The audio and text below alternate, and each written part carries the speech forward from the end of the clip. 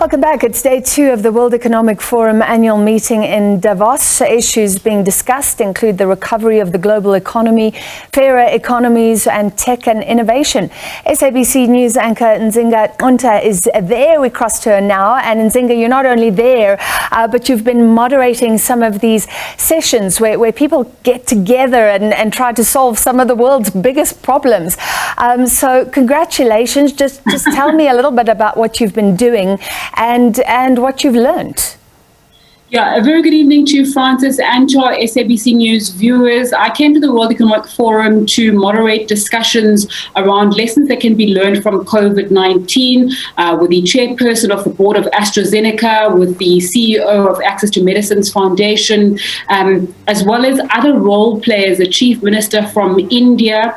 And we were discussing what lessons can be learned from the pandemic so that the next crisis that the world faces, we are able to understand a bit better what to do. The executive director of UNICEF was also in that panel that I moderated. So they were really learning about inequality that we see is quite pervasive in the world. And we saw vaccine inequality, so we spoke quite a lot about that.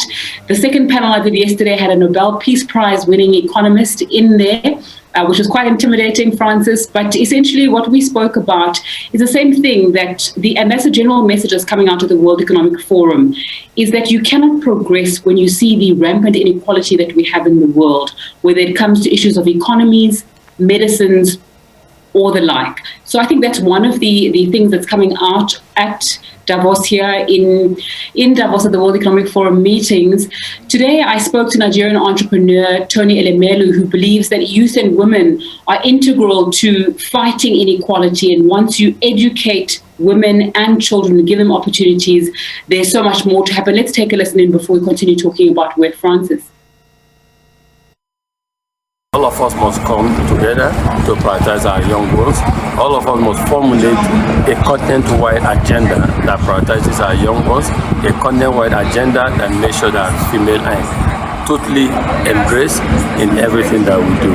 We must begin to align with the developed part of the world that in making sure that our women and our young ones are very well educated, very well involved in economic activity.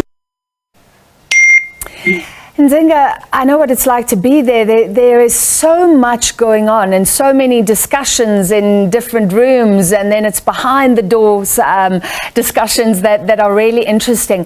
But can you give us an overall sense? I mean, this comes in the midst of a war in Ukraine, in the midst of concern about a possible recession in the US, food supplies affecting African countries.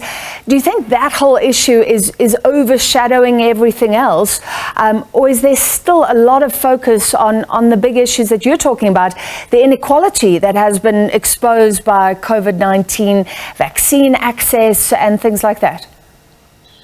Francis, the thing about the World Economic Forum, as you know, because you've also covered it quite extensively, is that there are so many different conversations that are taking place. So, for instance, yesterday we saw Klaus Schwab speaking to Ukrainian President Volodymyr Zelensky here at the World Economic Forum, and people were listening into there. Tonight, Bill Gates is speaking about the next possible pandemic and what could happen there. There are issues that are being discussed across the board, some of which you've spoken about. I sat in a panel today with the Director General of the World Trade Organization, who was speaking about, as well as people from McKinsey, who is speaking about how the world cannot progress if there is not shared progress. So that's a theme that keeps on coming up here. And I think discussions across the board are being raised, whether it's by the WEF Global Shapers, which is kind of young people who are future leaders who are coming together to speak, whether it's people who are quite seasoned and wizened. I was in the shuttle with a gentleman who's been at the World Economic Forum 30 times, and he says, nothing surprises him anymore. But there are this range of conversations that are taking place. The one thing that we keep on hearing about, Francis, here is the word resilience. The World Economic Forum is using it and asking people to speak about it. Team South Africa is here. very muted presence. Minister Mameloko Kubai saying that South Africa is really trying to sell the message that not only is the country resilient, but they're sticking to their promises. Because what the minister said to me is that people are asking, government has all these great plans, but they don't implement. So Team South Africa really trying to sell that, we are getting things done. There is an economic reconstruction and recovery plan. 60% of the things that government has committed to doing, they said they've done in that plan. And they're also releasing a report on structural reform. So South Africa, very muted this year. Normally we would have a house on the promenade in Davos, and we would have both the government and corporate would have a large presence. This year, quite muted. We're seeing Namibia having a house. Namibia talking about their $10 billion hydrogen gas program. I spoke to the finance minister of Namibia a little bit earlier on. I think we'll play that package a little bit later on SABC News. But really a muted presence from South Africa, but other countries innovating and speaking about what they're doing. So that's really just a bit of an insight into what's happening here in Switzerland. No, thank you. You really have painted a picture for us, and that's disappointing. I remember when Cyril Ramaphosa was chosen as ANC leader, he was the belle of the ball, in a sense, at Davos. A lot of excitement about the change in the administration in South Africa, but we have seen that waning over the years. Let's see if we can make a comeback in future. Thank you very much, Nzinga Qunta, SABC's economics news anchor, live from Davos in Switzerland.